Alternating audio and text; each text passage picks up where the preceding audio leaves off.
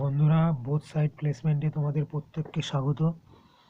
মূলত এই সপ্তাহ দেখো কর্মসংস্থানে যে বিষয়গুলোকে বড় করে হেডলাইন করা হয়েছে সেটা তোমাদের সঙ্গে আমি শেয়ার করছি।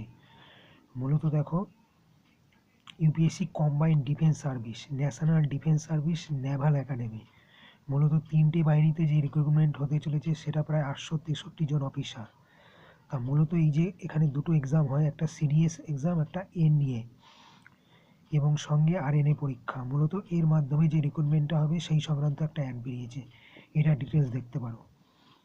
সিএসআইআর ইউজিসি নেট পরীক্ষার মাধ্যমে কয়েকশো লেকচারার, এটা অবশ্যই অল ইন্ডিয়া বেস হবে, অর্থাৎ সারা ভারতের নেট পরীক্ষা যেটা। পাশাপাশি দেখো, 9 মাসের মধ্যে কেন্দ্রীয় বাহিনীর কনস্টেবল পদের ফলটা বেরিয়ে গেছে, যে পরীক্ষাটা এবছরই হয়েছিল। পাশাপাশি 378 অ্যাপ্রেন্টিস, এরকম একটা খবরকে বড় করে হেডলাইন করেছে কর্মসংস্থান।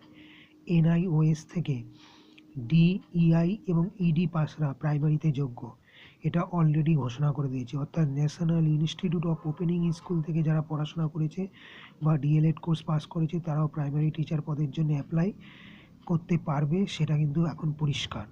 আর একটা বড় খবর হিসেবে শো করছে কর্মসংস্থান, সেটা হচ্ছে কেন্দ্রীয় সরকারের 1 লক্ষ চাকরি আসতে চলেছে 2025-এর স্টাফ সিলেকশন পরীক্ষার মাধ্যমে। অর্থাৎ এগুলো সব হবে মাল্টিপারপাস পোস্ট, একাধিক পোস্ট। ফেজ 8 দেখো সিলেকশন পোস্ট হিসাবে লেখা রয়েছে, ডিটেলস দেখে নিয়ে অ্যাপ্লাই করতে পারো। আর একটা হচ্ছে ডাব্লিউবিসিএস মেনের ফল বেরিয়ে গেছে এবং রেলে 1036 শিক্ষক, অ্যাসিস্ট্যান্ট এবং ইন্সপেক্টর, এইরকম একটা খবরকে কিন্তু তারা বড় করে হেডলাইন করেছে। তোমরা এটা দেখো, লাইক করো, শেয়ার করো, অবশ্যই সাবস্ক্রাইব করো এবং নিজস্ব মতামত জানাও।